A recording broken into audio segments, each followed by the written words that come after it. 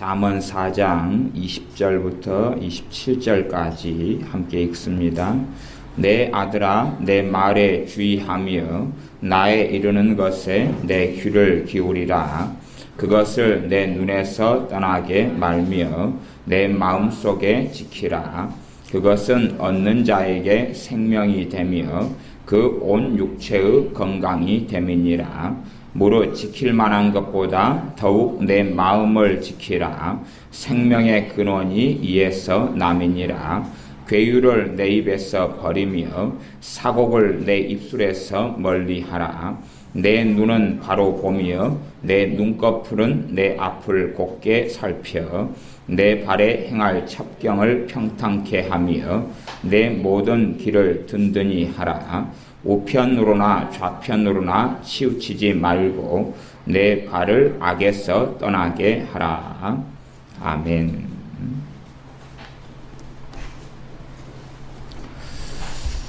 잠언 4장 10절에는 그렇게 말씀합니다. 내 아들아 들으라. 내 말을 받으라. 그리하면 내 생명의 해가 길리라. 20절은 내 아들아 내 말에 주의하며 나에 이르는 것에 내 귀를 기울이라. 4장 1절에는 아들들아 아비의 훈계를 들으며 명철을 얻기에 주의하라. 내 아들아 내 말에 주의하며 나에 이르는 것에 내 귀를 기울이라. 이 땅의 삶에서는 하나님의 말씀에 관심이 없는 시대가 되어져 버렸습니다. 예수를 믿는 신자들도 별로 하나님의 말씀에는 관심을 기울이지 않습니다. 그러나 하나님께서는 하나님 자신의 말씀에 대하여 뭐라고 증거하시냐 그러면 이 하나님의 말씀, 이 4장 21절에 그것을 내 눈에서 떠나게 말며 내 마음속에 지키라. 하나님의 말씀을 눈에서 떠나지 않게 해서 눈에서 본 다음에 그 말씀을 마음속에 집어넣으라 그 말이죠. 그래서 마음속에 말씀을 간직하라. 그러면 22절 그것은 얻는 자에게 어디에 얻습니까? 말씀을 눈에서 본 다음에 마음속에 집어넣어요. 그래서 간직하고 있는 것을 얻는다. 그렇게 기본적으로는 이해할 수 있습니다. 그것은 얻는 자에게 하나님의 말씀이죠. 말씀을 얻는 자에게 말씀이 생명이 되며 그 온 육체의 건강이 됨이니라. 말씀이 생명이 되며 온 육체의 건강이 된다. 그랬습니다. 사람들은 전혀 이해하지 못합니다. 세상의 지식과 기술을 익히면 생업에 유익이 되고 도움이 됩니다. 자동차 정비의 기술을 익히면 자동차가 고장 났을 때나 문제가 있을 때 고칠 수가 있습니다. 그러나 이 하나님의 말씀이 도대체 어디가 유익될까? 그래서 진정으로 주님을 섬기고 하나님 아버지를 경외하는 사람은 말씀에 주목하고 주의하기 시작합니다. 그러나 이 세상에 주목하게 되면 하나님의 말씀에는 주목할 마음이 사라지고 없어집니다. 세상의 가치관은 하나님의 말씀인 진리를 부정하는 가치관입니다. 그냥 상대성 원리, 절대 진리를 부정하고 무시하는 가치관. 그래서 자신들의 소견에 오른 대로 자신들이 가지고 있는 정의를 따라서 살아갑니다. 그러나 하나님의 말씀은 보통 사람들이나 신자들이 생각하는 것과는 전혀 다른 차원에 놓여 있습니다. 그것이 말씀을 마음속에 지키면 하나님의 말씀을 얻는 자에게는 말씀이 생명이 된다. 주님께서는 나는 길이요 진리요 생명이니 그렇게 말씀하셨습니다. 하나님의 말씀이 생명이 된다는 것은 크게 두 가지 의미를 가지고 있다. 그렇게 설명할 수 있습니다. 첫 번째는 뭐냐 하면 말씀을 통하여 생명 되신 주님을 누리고 살아가는 이야기입니다. 말씀이 있을 때에 전능하신 하나님과 가까워진다는 이야기입니다. 그것이 생명이 된다는 뜻입니다. 하나님의 말씀 없이 하나님과 가까워질 수 없습니다. 하나님의 말씀이 내 안에 있어서 내 안을 차지할 때에 하나님과 가까워집니다. 말씀이 얼마나 놀랍고 놀라운지, 신비롭고 신비로운지, 태초에 말씀이 계시니라. 이 말씀이 하나님과 함께 계셨으며 이 말씀이 곧 하나님이시니라 그랬습니다. 하나님의 우리 주 예수님의 성육신에 대한 신비 가운데 본질적으로는 주님께서 사람의 몸을 입고 이 땅에 오셨지만, 더 나아간 성육신을 영적으로 이야기하자면 좀 어려운 이야기지만, 자신의 몸을 나누어 주시는 것 중에 하나가 말씀을 주신 것이시기도 합니다. 말씀으로 이 천지 만물을 창조하시고 본래 로고스 말씀 되신 주님께서 우리에게 그분의 말씀을 주셨습니다. 그렇기 때문에 그 말씀을 얻는 사람에게는 이 말씀이 생명이 된다. 하나님과 내 관계가 가까워지고 우리 주 하나님, 우리 주 예수님의 생명이 우리의 삶 속에 나타나고 나아가서 이 생명의 의미 속에 건강을 포함시켜 이야기할 수 있습니다. 거꾸로 신자들이 이 생명을 누리고 살아가지 못하는 이유는 말씀이 없을 때는 그렇지. 하나님의 말씀이 마음속에 들어오지 않으면 이 생명을 누리지 못하고 살아갈 것 아닙니까? 이 말씀을 통해 생명을 누린다면 말씀이 아니고서는 생명을 누릴 수 없다는 이야기입니다. 그렇기 때문에 예수를 믿는 사람들이 하나님의 말씀에 주목하지 않는다면, 그렇다면 이 하나님의 말씀에 생명되는 걸, 하나님과 내 삶 속에 또한 하나님의 생명이 내 심령과 삶 속에 나타나고 누려지는 것을 우리의 삶 속에 경험하거나 우리 주 예수님과 가까워지는 삶이 일어나지 않는다는 이야기입니다. 그 다음에 이제 그 다음 말씀은 그 온 육체의 건강이 된다. 보약을 먹으면 건강을 얻고 병원을 이용하면 건강을 얻고 또한 비타민을 복용하면 건강을 얻고 보약을 먹거나 복날이 되어서 삼계탕을 먹거나 그러면 건강에 좀 도움이 된다. 건강식품과 약을 먹으면 도움이 된다. 그러면 우리가 이해할 수 있습니다. 그런데 놀라운 하나님의 신비와 권능은 뭐냐 하면 이 하나님의 말씀이 온 육체의 건강이 된다고 말씀합니다. 그렇기 때문에 신자가 하나님의 능력과 병 고치는 은사를 통해서도 병이 치유되지만 본질적으로 건강한 몸을 가지고 살아가는 사람들의 특징은 말씀이 속에 있다는 것입니다. 말씀이 속에 있는 사람들은 건강을 누리고 살아갑니다.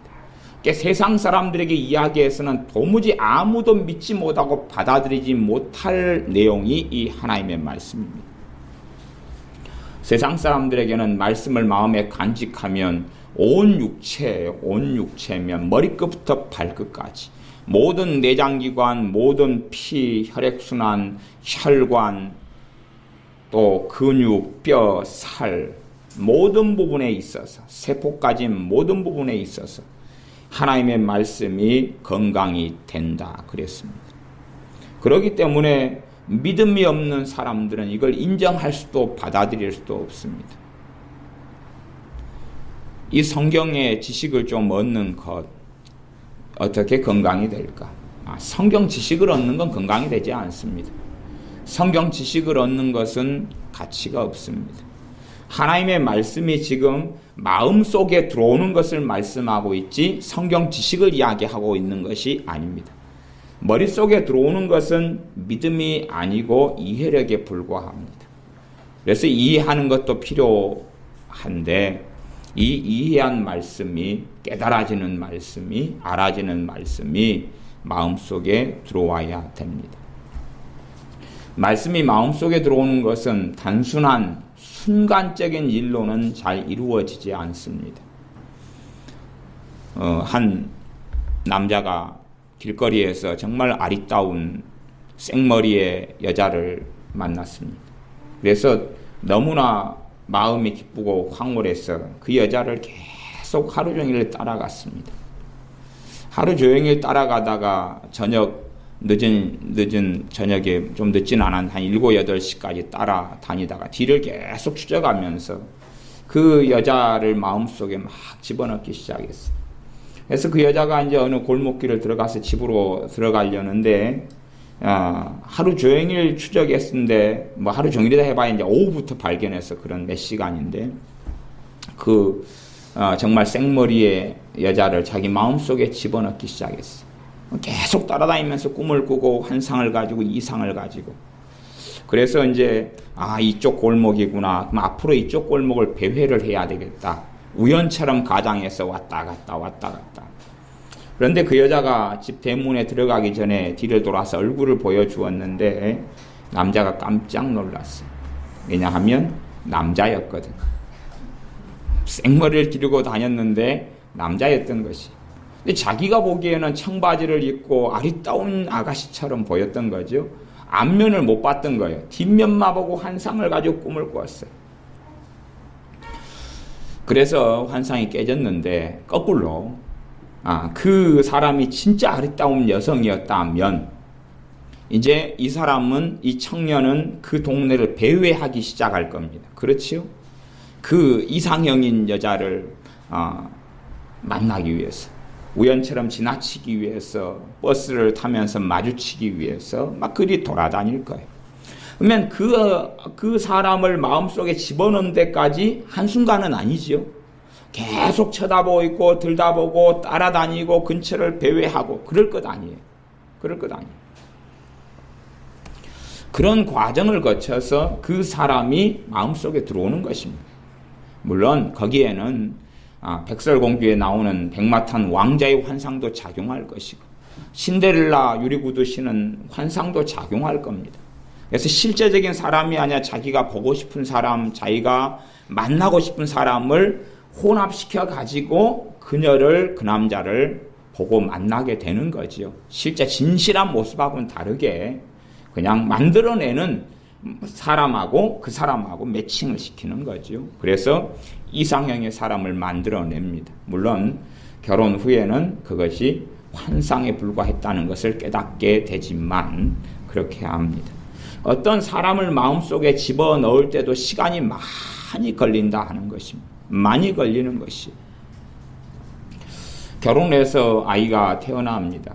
그러면 아이를 10달 동안 엄마가 뱃속에 가지고 있으면서 많은 꿈, 많은 생각을 합니다. 그리고 아이를 키우면서 많은 걸 보고 많은 걸 느끼고 많은 걸 생각합니다. 또한 아이를 위해서 기꺼이 부모는 희생하고 헌신할 생각들도 많이 합니다. 그런 과정을 통해서 아이를 부모는 마음속에 집어넣지요. 어떤 것을 내 마음속에 집어넣는 것은 시간이 걸리는 것입니다. 어떤 아이가 이 네일 아트를 좋아합니다. 손톱을 항상 그리고 여기에다가 뭐 그림 그리는 걸 좋아해요. 손톱에다가.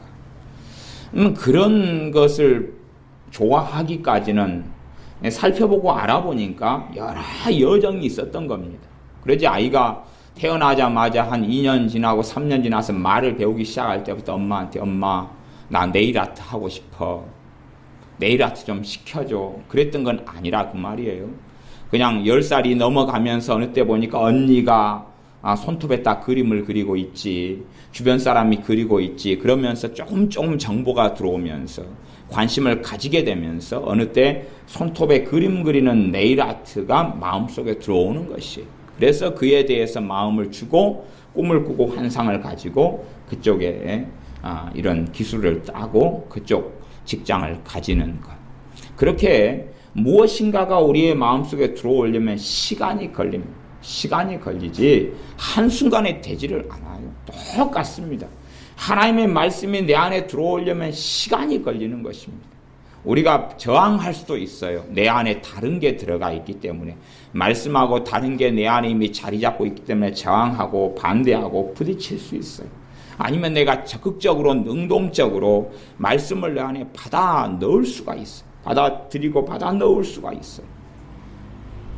그래서 하나님의 말씀을 내가 능동적으로 내 안에 집어넣고 받아 넣는 사람들은 하나님의 말씀이 빨리 안에 들어가게 됩니다. 그리고 그레탄 이야기는 말씀이 내 안에 들어왔다는 이야기는 기본적으로 늦든지 빠르든지 간에 22절에 있는 두 가지 열매를 맺어간다는 이야기입니다. 거꾸로 말씀이 내 안에 들어오지 않으면 22절의 말씀의 열매를 거둬가지 못한다는 이야기이기도 합니다. 말씀이 바른 말씀이 내 안에 들어오면 열매로 알지라 말씀했던 대로 열매를 맺어가기 시작합니다.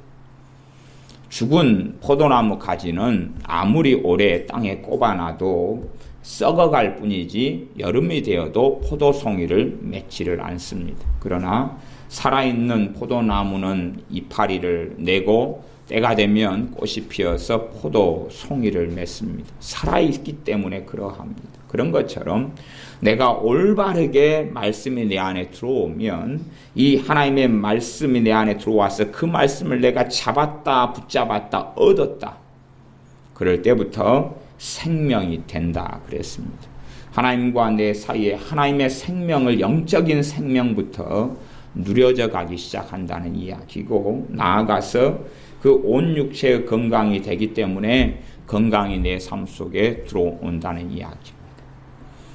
이것은 당연하게 우리의 정신, 마음, 생각 이 모든 부분을 포괄하는 영역 속에 하나님의 말씀이 작용하고 말씀의 권능과 능력이 나타난다는 겁니다. 우리는 대단한 능력을 경험하는 시대에 살고 있습니다. 자동차도 대단한 능력이 있어서 자동차로 사람을 멀리 빨리 실어 나르기도 하고 비행기도 큰 능력이 있어서 사람을 실어 나르고 전기도 대단한 능력이 있어서 이 전기에 어두움을 밝히는 전등에 불이 들어오기도 합니다. 더 나아가서는 원자력 같은 것도 대단한 능력이 있어서 어마어마한 전기를 공급하고 그리고 이 원자력이 핵으로 될 때는 굉장히 놀라운 파괴력을 나타내서 이 전 세계에 있는 원자력만 가지고 핵만 가지고도 이 지구를 상상할 수 없이 많이 폭파시켜 버릴 수 있는 양을 개발하고 만들어냈습니다. 그런데 사실은 그런 것보다 더 능력 있는 것이 이 하나님의 말씀입니다. 그것보다 더 능력 있는 게 하나님의 말씀입니다.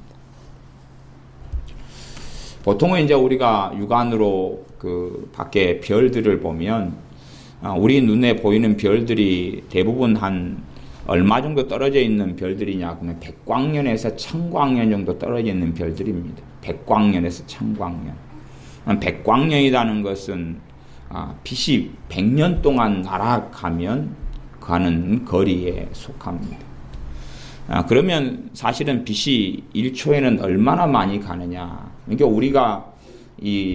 우리가 빛의 속도로 가지고 누리는 것 중에 하나가 뭐냐면 전파입니다. 전파가 빛의 속도거든요. 빛의 속도. 근데 빛의 속도가 거의 같거나 약간은 오차는 있고 늦어요. 그렇기 때문에 우리가 문자를 전파를 통해 보내잖아요. 그럼 빛의 속도로 확 왔다 갔다 합니다. 그렇게 굉장히 빨리 왔다 갔다 합니다.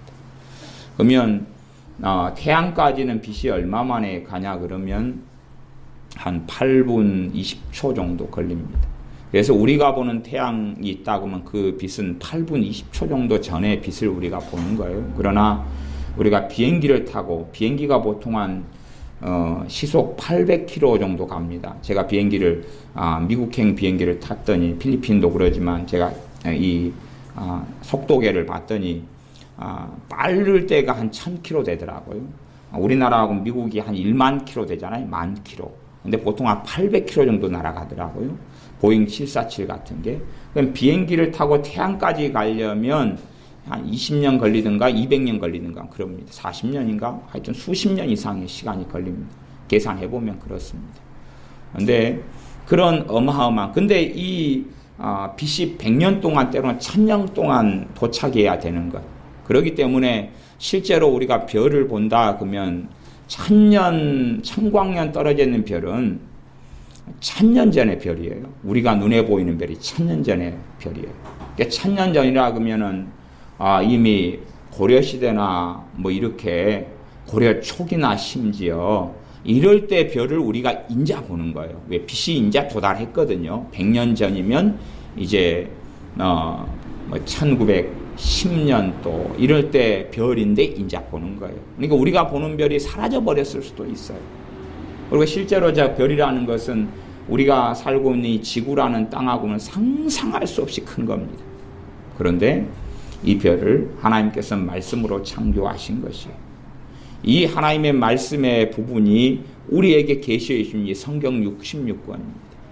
그러니까 우리가 생각하는 것하고는 하나님의 말씀의 권능과 능력은 상상을 초월합니다. 그러나 어리석은 사람들, 나아가 신자들은 하나님의 말씀 자체에 별 의미를 두지 않습니다. 이 성경 66권을 마음에 받아들인다 할지라도 빵이 생기냐 떡이 생기냐, 눈에 보이는 돈을 원하지 이 말씀을 원하지는 않아요. 말씀을 원하지는 않아요. 그러나 하나님께서 믿는 자에게 하나님의 말씀을 공급해 주셨습니다. 그래서 이 말씀을 언제까지나 우리의 것으로 삼고 우리의 마음에 가지고 받아들여서 말씀을 통하여 생명을 누리고, 이 말씀을 통하여 첫째 생명은 뭡니까? 영원한 생명을 얻는 것입니다. 영원한 생명. 그 다음 실제의 삶 속에 우리 주님의 생명을 누리고 살아가는 것이죠. 그래서 사람이 구원을 받는 것은 하나님의 말씀을 통하여 구원을 받는다 말씀합니다. 하나님의 말씀이 아니고서는 구원받을 길이 없고, 그 말씀이 첫째는 복음이 되어서 역사합니다. 그리고 말씀을 통하여 온 육체의 건강이 된다 그랬습니다.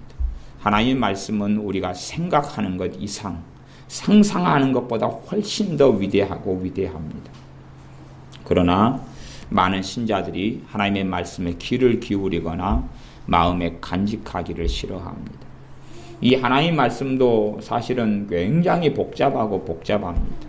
그래서 저는 개인적으로는 이 여러 가지 부분들을 설명하기를 원하지만 설교를 원체 많이 하기 때문에 그 여러 가지 부분들을 한꺼번에 잘 보지도 듣지도 못하는 경우들이 많이 있기 때문에 안타까움을 많이 가지기도 합니다.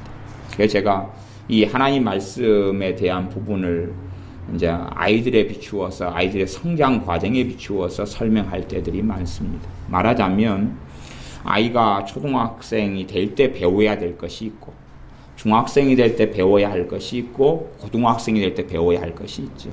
또 아이가 태어나가지고 말을 배우면서 또 말 배우기 전에 배워야 할 것이 있죠. 알아야 할 것이 있고.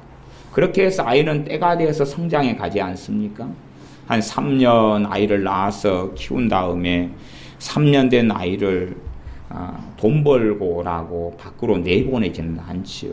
그런 것처럼 아이가 기초부터 탄탄해지지 않으면 아이는 정상으로 성장하지를 못합니다.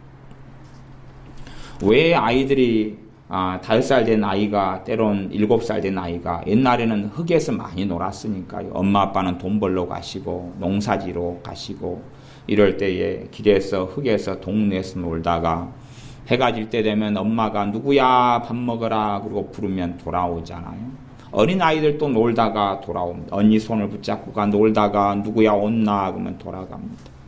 왜 아이들이 5살, 7살, 10살, 12살 이 아이들이 밖에서 놀다가 해가 질 때 엄마 목소리를 듣고 돌아가느냐, 그것입니다. 그것은 아이들이 기본적으로 보고 깨달았기 때문에 그렇습니다. 내가 돌아갈 집이라는 것, 내 엄마가 있고 나를 낳아준 아빠가 계시다는 사실, 그것이 내가 돌아갈 집이라는 걸 배웠기 때문에 그렇습니다. 그런 것처럼 예수를 믿는 사람들이 차근차근 하나씩 배워갈 하나님의 말씀들이 있다, 그 말입니다. 그런 기초들이 준비되지 않고 쌓이지 않으면 어리석어지고 잘못된 길로 걸어갈 수밖에 없습니다.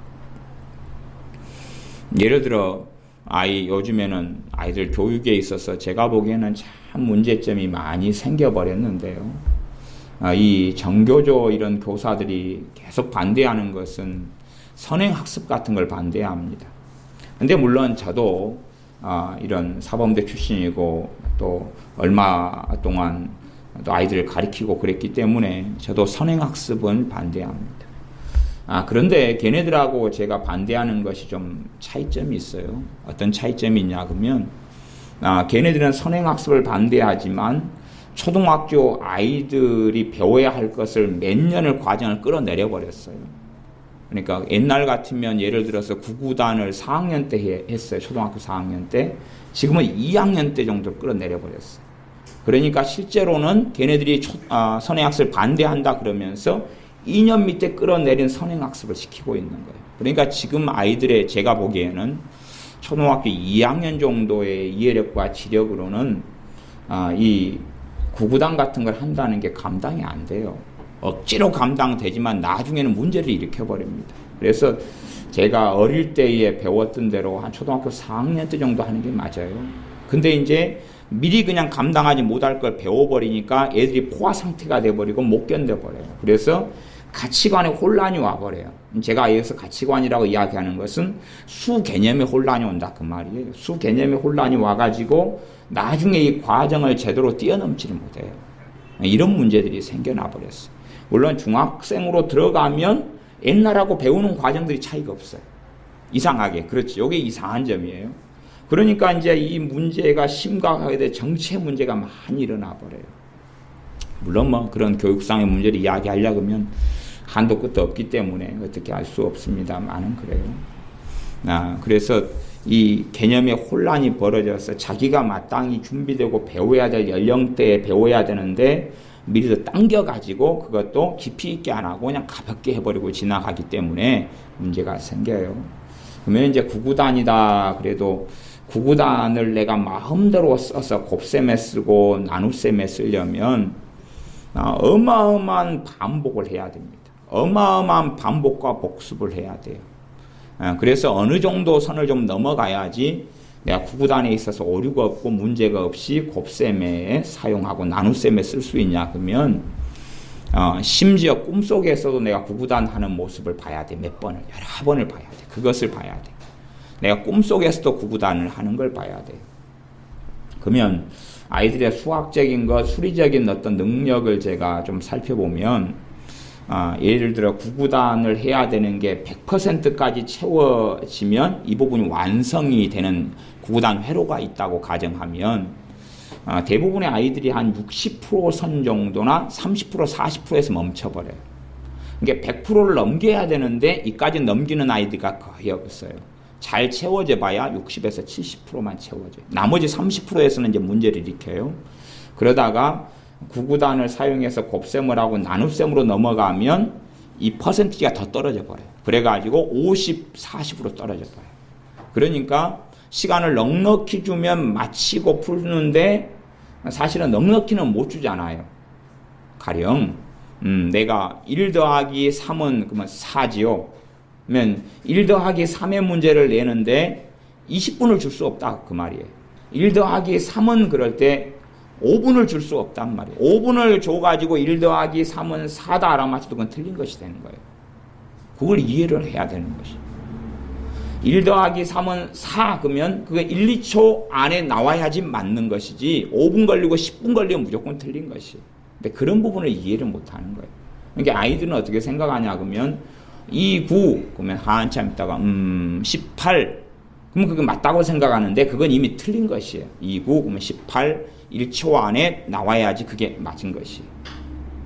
이건 이제 아이들 수리적인 아주 좀 이해할 수 없는 그런 좀 어려운 개념이니까 제가 그까지는 수학 시간이 아니니까 들어가지 못하는데 그래서 이 수학을 만드는 회로들이 제대로 만들어지질 않아요. 기본적인 사칙 연산의 회로들이 지금 아이들은 다 그걸 무너뜨리고 망가져 버렸어요. 그러니까 중학교 1학년으로 들어가면 이제 완전히 형편 없어져 버려요. 거기서부터는 모든 실력이 뽀록 나버리고 무한 경쟁으로 들어가니까요.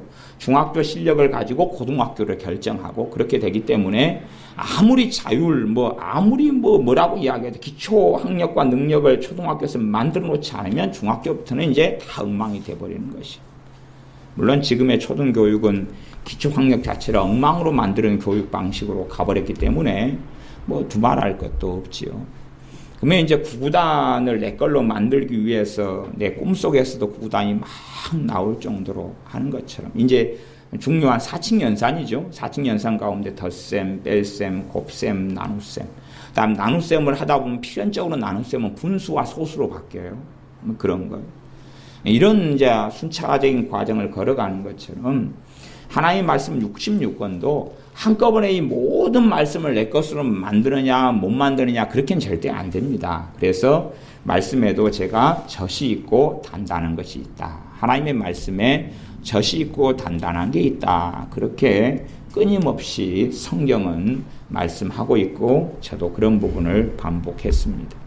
그래서 어린아이가 밖에 나갔다가 들어올 때 되면 자기 집이라는 걸 알고 들어오는 것처럼, 그래서 자기 엄마가 누구, 아빠가 누구, 엄마 이름 누구, 아빠 이름 누구, 내가 어느 주소에 살고, 엄마 핸드폰 번호 몇 번, 아빠 거 몇 번, 그래서 길을 잃어버리면 너 엄마가 누구냐? 예, 김갑순이에요. 어디에 전화해야 되냐? 예, 010 어디 전화해 주세요. 예, 여기 자식 하나 발견했는데 당신 자식이 맞나요? 두꺼비 같이 생겼어요. 맞아요. 우리 신랑이 꼭 두꺼비 같이 생겼는데 내 자식이 맞네요. 뭐 그렇게까지 찾는 것 아니에요. 그 가장 기본적인 것에서부터 아이의 정체성이 만들어지는 것처럼 예수를 믿는 신자들도 이렇게 한 걸음 한 걸음 한 걸음 말씀들을 가지고 성장하는 것이. 대신에 이제 원수 마귀 입장에서는 이걸 틀어버려야 됩니다.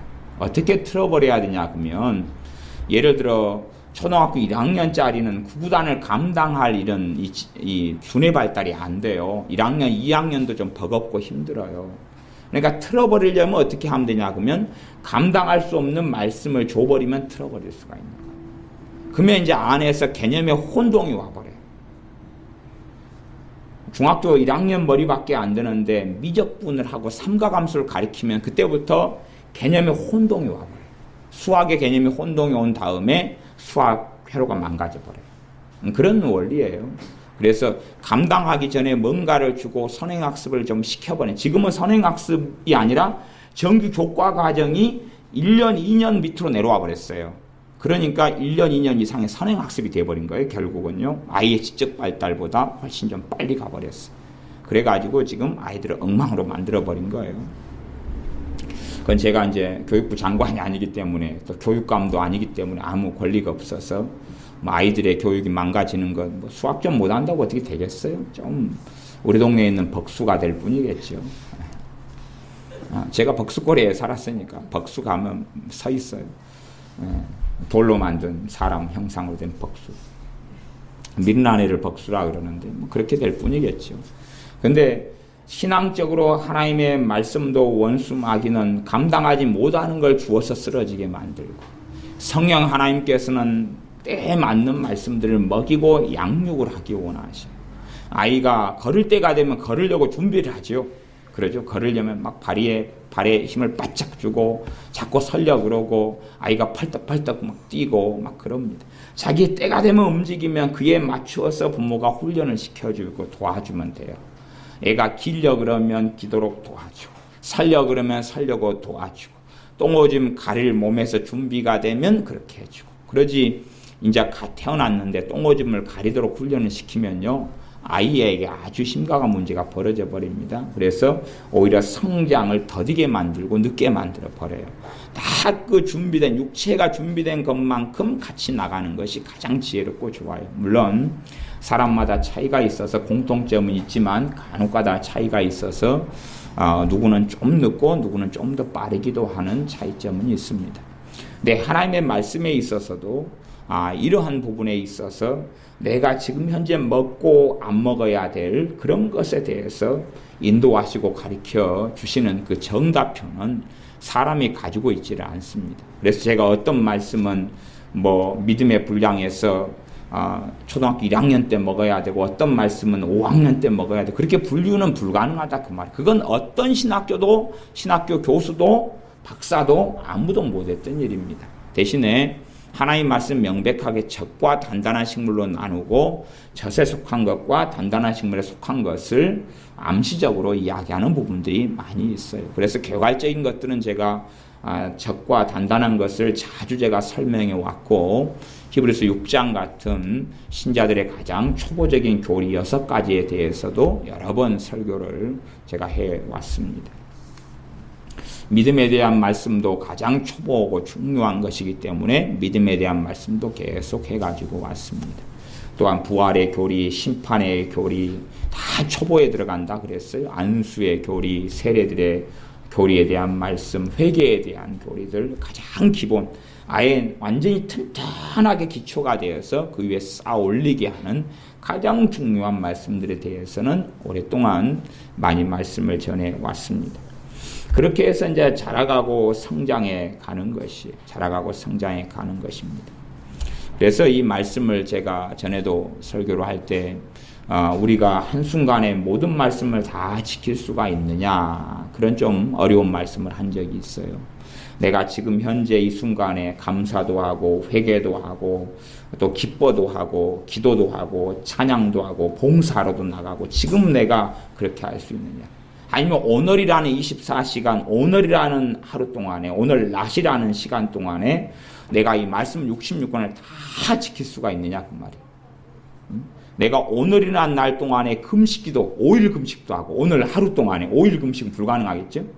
내가 오늘이라는 날에 금식도 하고 함께 만나서 교제하면서 또 누구랑 차를 마시고 밥을 먹기도 하고, 또 오늘 내가 어디 고아원에 가서 봉사로 가기도 하고, 오늘 또 찬양을 하나님께 하기도 하고, 아니면 오늘 산에 가서 또 기도를 하기도 하고, 기도원에 가서 기도를 하기도 하고, 내가 오늘 내 자녀를 돌보기 위해서 아이의 그 어떤 학교 발표에 내가 가기도 하고, 뭐 이런 일을 하루에 동시에 다 할 수 있느냐, 그것이 그건 불가능하잖아요. 그런 것처럼 하나님의 말씀은 범사에 때가 있고 기한이 있다 그랬어요. 때가 있고 기한이 있다. 하지만 이 모든 것을 이끌어 가시는 분은 성령 하나님이십니다. 내가 지금 먹어야 될 말씀을 먹도록 이끌어 가시는 분은 성령 하나님이셔요. 그렇기 때문에 내가 주님 의존적이 되지 않으면 이 성령 하나님께서 하시는 역사하심과 인도하심 현재히 사라지고 없어져 버립니다. 내가 주님 의존적이 되지 아니하면 성령 하나님께서는 역사하시지 않습니다. 내가 주님을 더 의지하고 의지할수록 성령 하나님께서는 진리 가운데 나를 더 인도하시고 이끌어 가십니다. 사람들은 똑똑한 것을 좋아합니다. 지혜로운 것을 좋아합니다. 물론 지혜로운 것은 하나님 말씀에도 누누이 말씀합니다. 그러나 인본적인 지혜가 또한 있는 게 사실입니다. 인본적 지혜라는 건 뭐냐 하면 어떠한 일에 당면하고 직면하여서 내가 스스로 답을 내는 것을 인본적 지혜라 그럽니다. 어떠한 일에 당면하여 내가 생각하고 내가 결론을 내고 내가 답을 찾아냅니다. 이거 인본적 지혜. 또 더 어리석은 인본적 지혜는 뭐냐 하면 내가 답을 찾아내지 못하기 때문에 하나님의 사람이 아닌 사람들에게서 답을 찾으려고 조언을 구합니다. 기도의 사람, 성령님의 사람, 말씀이 아닌 사람들에게서 답을 찾아내려고 조언을 구합니다. 그러면 그 조언이 오겠죠. 그래서 가는 길은 구덩이에 구렁텅이에 빠지는 길입니다. 그게 어리석은 거다 그 말입니다. 내가 조언을 구할 사람이 아무도 없으면 그냥 더 하나님께 엎드리는 것이 최상입니다. 그런데 우리가 지혜를 구하고 굴리고 걸어가다가 구덩이에 빠집니다. 그 다음에 이제 하나님 도와달라고 그럽니다. 이게 얼마나 갑갑한 일인지 아십니까? 생각해 보십시오. 내가 타지 않아야 될 기차를 탔습니다. 그래서 그 기차가 쫙 레일을 달리다가 2시간을 달리다가 전복이 되어버렸습니다. 다리가 부러졌습니다. 팔이 부러졌습니다. 내장이 파열돼 피를 흘립니다. 그 다음에 이제 하나님 살려달라고 구하고 기도하죠. 그러면 하나님의 인도하시면 그 기차를 안 타는 거였거든요. 그건 무슨 일이 없었을 거 아니에요. 그런데 내 지혜와 내 생각과 내 조급함으로 가지고 그 기차를 탔어요. 안 타야 될 기차를. 달려가다가 전복되어서 다리 불러주고 팔 불러주고 내장 파열되고 죽어가면서 하나님 살려달라고 기도한다면 하나님의 도우심을 어떻게 얼마나 누리겠느냐 하는 것입니다. 누려도 또 그래서 하나님께서 아주 응급하고 급하게 119를 보내게 하시고 하나님의 사람을 준비해 놨다가 빨리 처치해서 치료받게 해도, 그래서 하나님 빨리 건져내 주셔도 팔다리 또 아물고 붓는데 오래 걸리고 내장 파열돼서 수술 빨리 해야 되고, 그렇게 해서 어떻게 조치가 돼도 어려움을 겪는 시간들은 오래 걸린다 하는 것입니다. 제가 지난번에 교통사고를 어쨌든 한 번을 경험했는데, 고속버스를 타고 가다가 버스 기사님이 앞에 정차한 차를 그냥 쾅 들이받아 버렸어요. 그래가지고 차가 못 움직일 정도로 완전히 부서져 버리고 그렇게 이제 서울 가는 길에 그렇게 됐어요. 물론 이제 뭐 저는 좀 다리만 좀 부딪혀서 타박상만 좀 입고 모인 사람들도 다 그 차 안에 있는 사람도 그랬는데 물론 뭐 다음날 지나고 그 다음 일이니까 아무 일도 없고 그래서 우리는 빨리 서울에 집회 가야 되기 때문에 바빠가지고 이봉경 사망 저는 다른 차를 고속버스를 연결해 주길래 바로 타고 서울로 올라갔는데요. 그래 대신에 그 교통사고가 나니까 이제 그 다음부터는 이 고속버스를 타고 서울이나 여수를 왔다 갔다 할 때 차가 좀 빨리 가고 에어브레이크를 칙칙칙 밟으면 가슴이 덜컹덜컹 하는 게 와요. 그러니까 그때도 부딪힐 때도 하다가 쾅 부딪혀보는 하다가 근데 이 버스 기사분이 고속버스를 운전하시는 분이 이 전용 도로를 타고 달리고 있어 버스 전용 도로지. 그래가지고 근데 앞에 차가 저 멀리 고속도로에서 무슨 일로 정차하고 있었던 거예요. 갖고 급하게 이제 에어브레이크를 밟았어요. 칙칙칙 소리 나면 밟았는데 어떻게 뭐 별일 없겠지 그랬는데 바로 그냥 쾅 부딪혀버린 거예요.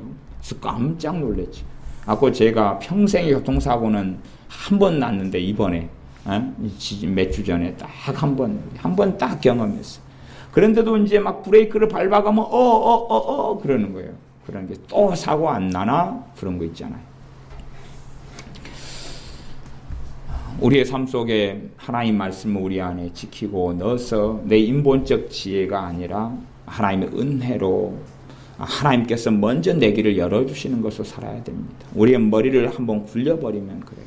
근데 그때에도 저는 한 번도 뭐 사고 난 일은 없어서 그때 11시 50분 차를 타기로 해서 제가 좀 저한테는 좀 꺼림이 있어요. 11시 50분에 타기 딱 맞아요. 모든 게 다 일정해가 맞아요. 서울에 갈 때. 제가 11시 50분 말고 그 다음 차를 타고 갑시다. 그렇게 제가 이야기를 했거든요. 그 다음 차를. 근데 그 다음 차는 이제 2시 정도 돼야 돼요. 그러니까 일정에는 좀 안 맞고 너무 빠듯하게 돼요. 8시에 집회인데 도착하면 7시가 넘고 막 그래요. 5시 정도 도착해야 지금 여유 시간이 있는데 그래도 그 다음 차를 좀 탑시다 그렇게 이야기했는데 일정에가 그러면 좀 어렵다고 그러셔서 그 일정을 맞춰 탔는데 아니나 다를까 이제 사고가 벌어진 거예요. 그래서 성령의 인도를 받고 살아가면 이 땅에서는 큰 문제가 없습니다. 큰 어려움도 사실은 없어요. 다 지나갑니다. 다 통과해 가요. 주님을 위해서 당하는 모욕이나 고난 같은 건 필연이지만 그러나 당하지 않아야 될 사건, 사고나 이런 것은 사실은 별건 없어요. 그런 건 없어요. 근데 우리의 삶 속에서 내 지혜를 굴려버리면 내 지혜, 내 판단, 내 어리석은 사람들, 성령의 사람들이 아닌 어떤 기도의 사람들이 아닌 주님을 사랑하지 않는 사람들이 하는 조언을 듣고 말을 듣고 움직여버린다면 그 결과물은 구렁텅이가 되어져요. 시간이 좀 더 흘러갈수록 더 깊은 구렁텅이에 빠지게 되어집니다. 그래서 그렇게 조언을 구할 사람이 없다면 주님 앞에서 멈춰 있는 게 최고 좋은 거예요. 주님 앞에 기도하고 멈춰 있는 거예요. 그렇기 때문에 제가 누누이 주님께로부터 어떤 응답이 오기 전에는 차라리 조급하게 안 움직이는 것이 훨씬 안전하다 그랬어요. 봐보세요. 밤이에요. 내가 지뢰밭 한가운데 서 있어요. 저는 이제 군대에 있을 때 지뢰를 매설하고 또 이렇게 지뢰를 파내고 이런 일도 했기 때문에 내 지뢰밭 한가운데 서 있어요. 그러면 여기에서 밤이 됐어요. 주변에가 지뢰가 다 매설돼 있어요. 그럼 여기에서 어떻게 하는 게 가장 안전하냐 그 말이에요. 밤이에요. 움직이는 문제가 아니라 그럴 때는 그 자리에 가만히 내가 지금 밟고 있는 땅은 지뢰가 없다는 이야기거든요. 내가 밟고 두 발이 있는 자리는 문제 없다는 이야기. 그럼 거기에 서서 버티든지 앉아서 버티든지 그래서 날이 밝을 때까지는 버텨야 되는 거예요. 차라리. 그게 가장 안전하고 지혜롭지 지뢰밭이기 때문에 빨리 벗어나야 된다고 생각하는 것이 지뢰를 밟게 되고 큰 문제가 벌어진다 하는 것입니다. 하나님의 말씀이 내 안에 들어올 때에 말씀이 내게 지혜가 되어지고 말씀이 내 안에 들어와서 주님을 의존하고 의지하게 되어져야 돼. 말씀이 내 안에 들어오면 말씀을 통하여 내가 주님을 더 의지하는 사람들이 되어지고 주님을 더 찾는 사람들이 되어야 됩니다. 근데 사람들은 거꾸로 가는 경향성이 있어요. 내가 판단하고 생각하고 계산하고 그 다음에 길을 걸어간 다음에 아차차 그리고 기도해요. 대부분은 그렇게 기도합니다. 그러니까 그런 것 사람들이 안 맞아요. 전혀 안 맞아요. 전혀 맞지를 않아요. 다 어그러지는 거죠. 전부 다 어그러지는 거예요. 내가 선택한 다음에 그 다음에 부딪히고 충돌하고 사고나고 그걸 이제 수습하는 기도로 흘러가면 그러면 수습하는 것도 사실은 어렵고 또 그 여정 속에 시간도 많이 걸립니다. 23절 말씀 무릇 지킬 만한 것보다 더욱 내 마음을 지키라. 생명의 근원이 이에서 남이니라. 마음을 지키라. 마음 지키는 것. 이제 여기서 이 앞에 말씀에 의하면 두 가지 것을 담고 있습니다. 하나는 마음 안에 지금 뭘 잡고 있어요? 말씀을 지금 잡고 있죠. 그래서 말씀이 마음속에 떠나지 않도록 하는 것 하나, 그것 하나. 그 다음에 말씀에 어긋나는 것들이 내 안에 들어오는 것을 방어하는 것. 이 두 가지가 지키는 겁니다. 내 안에 있는 귀한 것이 떠나지 않도록 하는 것 하나. 그 다음에 밖에서 적이 침범하지 않도록 지키는 것 하나. 이 두 가지가 지키는 겁니다. 좋은 것은 지키고, 그렇죠? 가령 내가 밭에 작물을 가꾸고 심고 있습니다. 그러면 그걸 지키는 것은 두 가지겠죠? 그 좋은 작물을 잘, 포도나무다 그러면 포도나무를 잘 지키는 것 하나. 그 다음에 잡초가 나가지고 막 우거지고 그럴 때 또 해충이 들어왔을 때 그걸 박멸하고 잡초를 뽑고 정리하는 것 하나. 그 두 가지가 된다. 그 말입니다. 간혹 가다가 제 같은 경우도 이렇게 어떨 때는 뭐가 들어오냐. 낙심이 이렇게 올 때가 있어요. 낙심. 그렇죠? 낙심이 이렇게 올 때가 있어요. 그러면은 그것을 받아들여서 마음속에 받아들여 버리면 그때부터 아주 골치 아파집니다. 낙심이 딱 한번 타고 들어오려고 하면 거기서 그 세게 저항해 버려야 돼요. 그 세게 저항해 버려요. 근데 그걸 한번 받아들이면 그 다음에는 엉망이 돼 버립니다. 한번 받아들여서 용납을 하고 허용을 해버리면 아주 엉망이 돼 버려요. 심령이 엉망이 되고 기도가 엉망이 되고 삶이 엉망이 돼 버려요. 물론 삶이 엉망이 된다. 삶이 엉망이 될 건 별로 없어요. 저 같은 삶은 원체 좀 단순하기 때문에 그냥 먹고 놀고 자고 아주 단순한 삶이기 때문에 엉망이 될 요소나 이런 건 거의 없어요. 그런데 제 자신이 살아가는 게 뭐가 되어버리냐 그러면 뭘로 느끼냐 그러면 지옥같이 느껴진다. 모든 게 혼란스럽고 똑같은 삶을 살아가지만 이제 제가 경험하는 건 전혀 다른 것을 봐버리고 경험하는 것이 권태롭고 지루하고 힘들고 절망스럽고 비참하고 똑같은 걸 먹고 생활하는데 전혀 다른 세계 속에 생활하는 것처럼 돼버린다. 그런 이야기예요. 이게 밖에 있는 절망이 내 안에 들어올 때에 마음을 안 지키고 그걸 받아들여 버리면 그때부터 황폐화가 일어나 버리는 것이에요.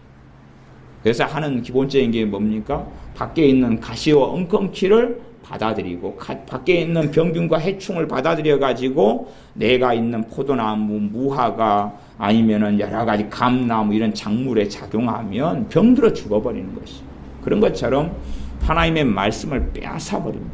말씀이 뺏겨버리는 것이. 밖에서 들어오는 것을 내가 받아들이고, 물론 제가 밖에서 들어온다 표현했지만 실제로 우리가 느끼는 것은 내 안에 있는 것처럼 느껴집니다. 그게 사탄의 전략 전술이기 때문에 그렇습니다. 원수 마귀의 전략 전술은 내 안에서 자동 발성적으로 생겨나는 것처럼 느끼게 만드는 게 걔네들의 방법입니다. 그러나 내가 그것을 내 마음속에 자꾸만 되새김질하고 받아들이고 굴리고 나면 황폐화가 되어집니다. 그리고 이제 그런 반복된 여정을 오래 하고 나면 훨씬 더 많이 황폐화가 일어나죠. 전쟁이 벌어졌을 때에 주로 이제 먼저 공격할 때는 크게 두 가지 공격을 합니다. 하나는 상대방 서로 폭격기를 사용해서 폭격을 하고요.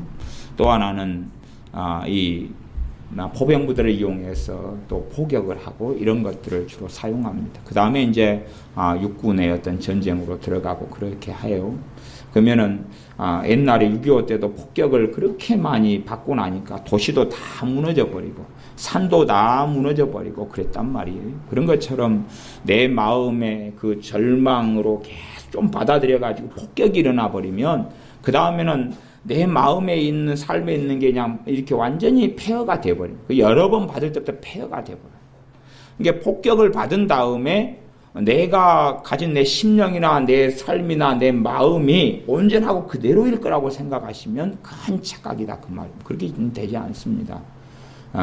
다시 회복하고 복구하려면 그만큼 어렵다는 것을 아셔야 돼요. 똑같은 것입니다. 그냥 눈에 보이는 세계나 눈에 보이지 않는 세계나 똑같은 것이에요.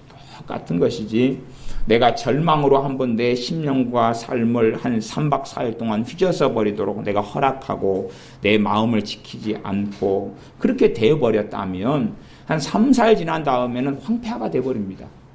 그러면 다시 도로 복구해야 되고 건물을 다시 지어야 되고 산에는 나무를 심어야 되고 그런 것이지 3, 4일 동안 막 휘저어 가지고 지난 다음에 3, 4일 전의 상태는 절대 안 된다는 기본적인 걸 아셔야 됩니다.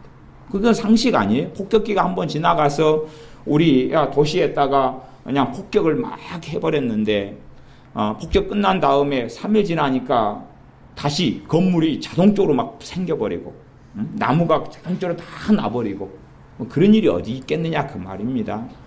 그런데 그것이 우리의 마음이나 정서나 정신세계나 생각의 세계나 이 부분에 다 작용한다는 것을 이해를 하셔야 돼요. 그렇기 때문에 원수 마귀는 영적 존재입니다. 전능하신 하나님께서도 영이시기 때문에 신령과 진정으로 진리로 예배하라라고 우리에게 말씀하고 계십니다. 사람의 본질이 영혼이고 사람이 영적 존재인 것이에요. 그래서 육적 존재가 본질이 아닙니다. 이 몸은 껍질에 불과하고 우리의 영혼이 살아가는 집에 불과해요. 언제나 이 몸은 이제 벗고 주님을 배우고 만나게 되어집니다. 그래서 이 몸은 썩어져 가는 것이고 이 몸은 지푸라기처럼 안개처럼 풀처럼 시들어 가는 것입니다. 사람의 본질은 영혼이에요. 그렇기 때문에 내가 영적인 폭격과 폭격, 그 다음에 절망과 낙심과 좌절의 폭격과 폭격을 당하면 황폐화가 일어나 버리는 것이. 그 많이 받을수록 황폐화는 훨씬 더 심하게 됩니다. 그럼 복구하고 회복하는 것은 더 더디고 어렵습니다. 대신에 복구하고 회복하는 가장 중요한 건 하나님의 말씀이 됩니다. 하나님 말씀이에요. 하나님 말씀이 복구하고 회복하는 것이. 그런 거지 다른 것이 회복하는 게 아닙니다. 그 다음에 적이 공격해 올 때 안에서 대항하고 싸워야 되죠.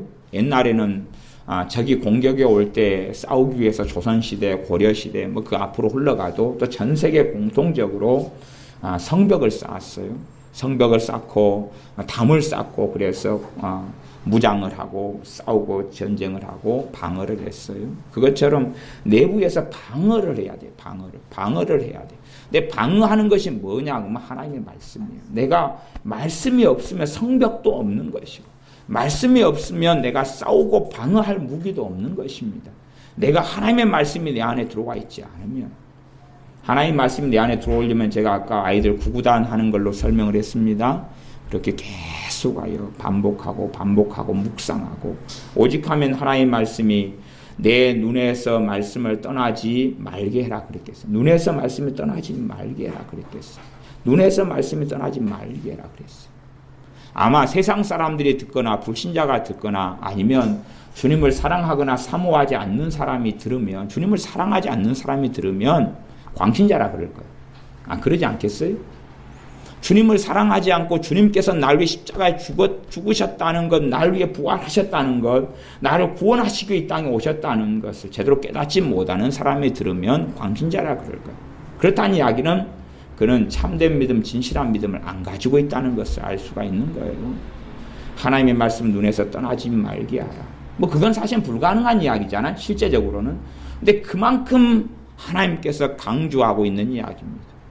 눈을 감고 잠을 자버리면 눈에서 떠나는 것인데 그런데 떠나지 말게 해라는 것을. 그렇게 해서 말씀을 어느 때는 그렇게 집중해가지고 말씀을 어디에 넣는 과정을 설명하고 있는 것이냐 그러면 마음에 받아들이는 과정을 설명하고 있는 것이에요.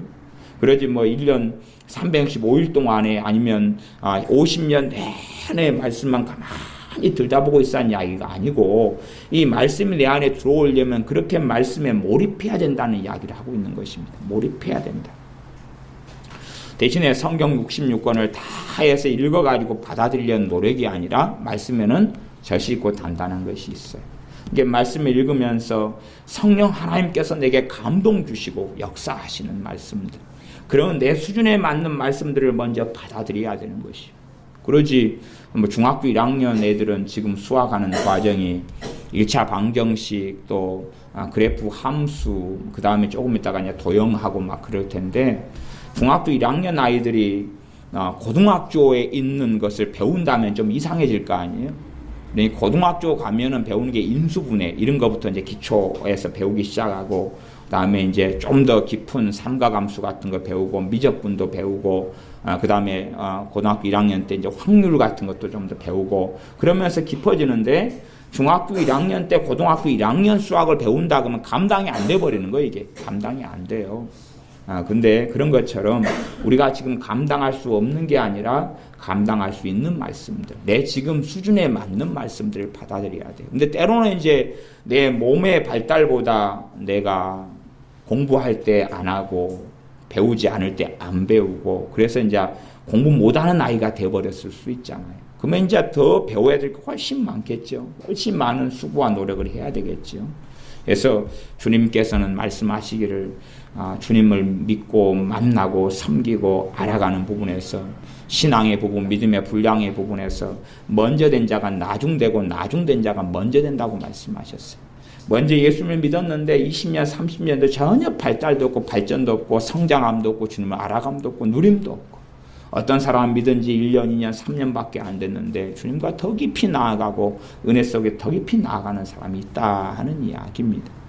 그게 가장 기본적인 게 하나님의 말씀이에요. 그래서 하나님 말씀을 마음속에 지키라.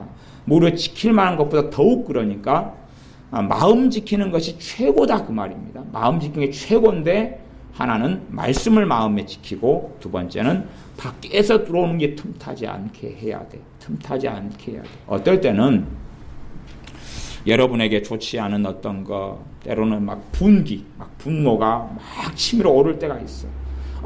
분노도요. 막 치밀어 올라가지고 막 우라통이 치밀어 오르고 이것이요. 안에 있다고 생각하시는지 몰라도요. 대부분 계속 솟아오르는 그것은 밖에서 오는 겁니다. 이 정체를 모르시면 이상한 분들이 됩니다. 막 안에서 솟아오르는 건지 보여도 그 밖에서 있는 겁니다. 밖에서 오는 겁니다. 그걸 아셔야 돼요. 그러니까 이거 싸우고 거절해야 되는데 거절 안 하는 이유는 간단해요. 어디에 있다고 생각하면 거절 안 합니까? 내 안에 있다고 생각하면 거절 안 해요. 이게 마귀한테 속아 넘어가고 있는 것이. 내 안에 있다면 항상 있겠어요? 항상 없겠어요? 내 안에 있으면 항상 있을 거 아니에요. 그러지 않습니까? 내 안에 있으면 하루에도 여러 번씩 나타나야 된다 그 말이. 내일도 나타나고 모레도 나타나고 내 아내가 있으면 근데 한 달에 한 2번 막 발작이 내게 일어난다 그 말이. 어쩌다가 5일에 한 번 막 어쩌다가 나타나고 7일에 일주일 있다가 한 번 나타나고 막 그러면 내 안에 있는 게 아니란 이야기예요. 이것이 밖에서부터 마귀의 공격이라는 이야기입니다. 근데 이것을 받아들여 버리면 이제 그때부터 집중 포격이 시작되는 것입니다. 내 마음에 초토화가 일어나 버리는 것이에요. 마음을 못 지키는 것이 성문을 활짝 적군에게 열어버리는 것이. 내가 그냥 아이고 내 안에 있구나 인정할 때부터 성문을 활짝 열어서 공격을 집중적으로 받아버리는 겁니다. 그 다음에는 아무것도 아니에요. 이게 마귀가 쓰는 전법, 전술이 첫째는 하나님과 우리 사이 이간질, 그 다음에 주의 종하고 이간질. 주의 종하고 이간질 되면 이제 많은 걸 잃어버립니다. 두 번째 그 다음에 가족 간의 이간질, 가족 간의 부모 자식 간의 이간질, 형제 간의 이간질, 이웃 간의 이간질, 이간질이 최고의 전법들이에요. 하나님과 이간질하고 주의 종하고 교회하고 이간질하고 기도하는 신자들하고 이간질하고 막 이간질하면 이게 다 무너져가는 것이.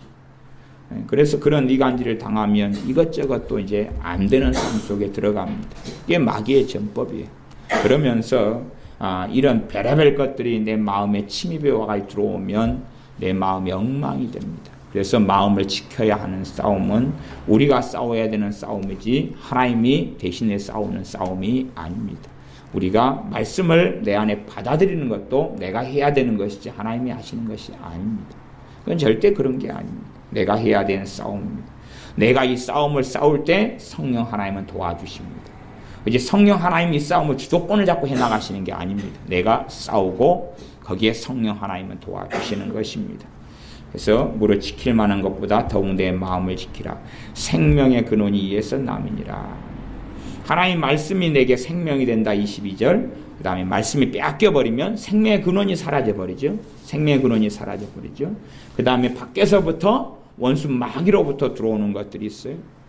절망, 낙심, 좌절, 우울, 비극, 두려움, 비참함, 분노, 혈기 이런 게 다 밖에서 다 들어와요. 종류별로 달라요. 사람의 약점이 다 다르기 때문에요. 이런 게 들어와가지고 받아들이면 여기서 또 엉망이 돼버리고 맙니다. 그 다음 24절부터 27절까지 간략하게 읽고 말씀을 마무리해 가겠습니다. 괴유를 내 입에서 버리며, 괴율은 이 사곡하고 좀 비슷한 말이 사곡, 괴율, 이것은 다 거짓말, 부패된 것, 타락한 것, 어그러진 것, 왜곡된 것, 이런 걸 진리가 아닌 것, 이걸 통칭하는 단어들입니다. 괴율을 내 입에서 버리며 사곡을 내 입에서 멀리하라.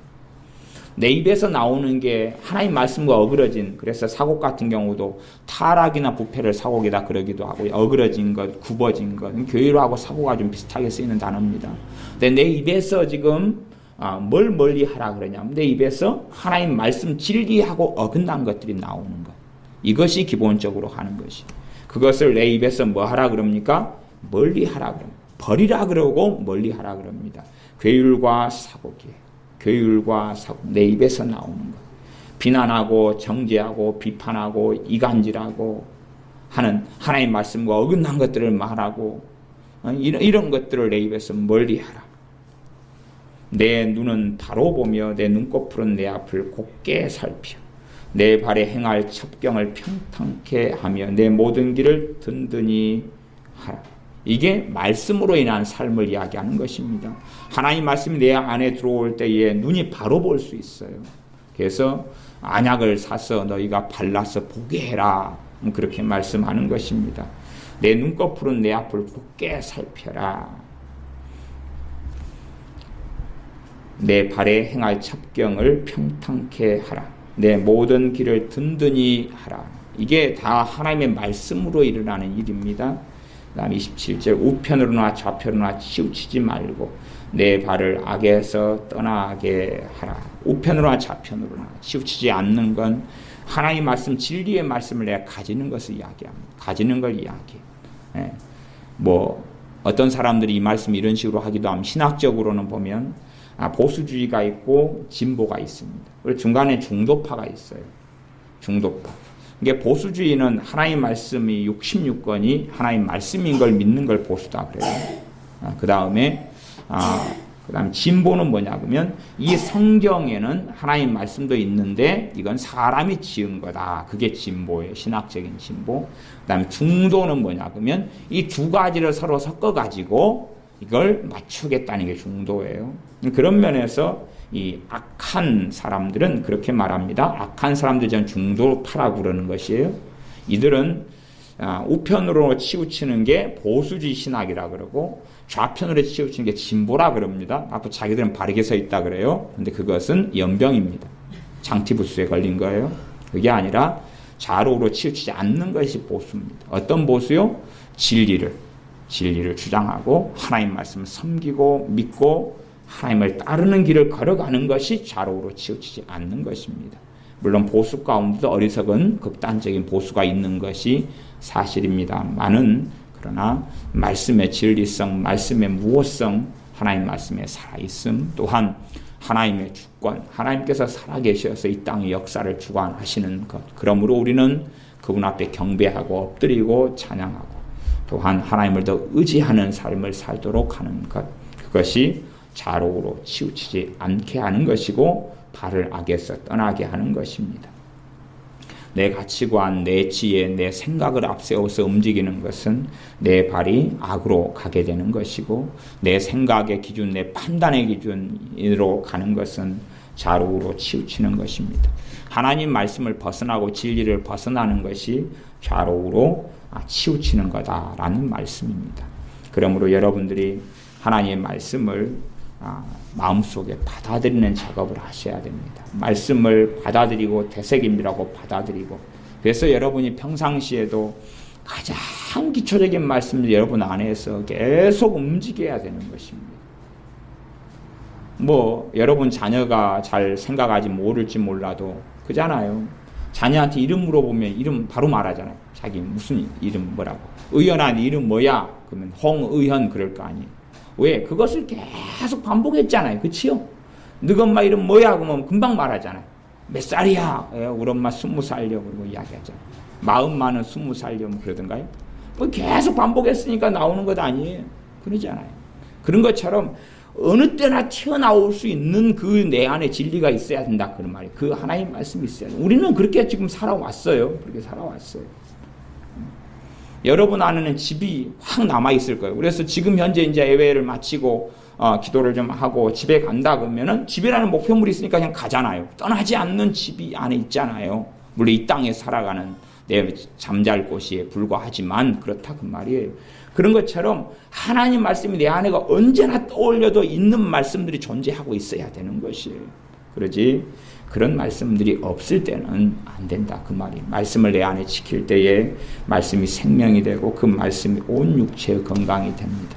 세상 사람들은 믿지 않고 인정하지 않을지 몰라도 하나님의 자녀들은 믿고 받아들이고 하나님 말씀이 생명이고 하나님의 말씀이 온 육체의 건강이 된다는 것을 믿으셔야 됩니다. 기도하겠습니다.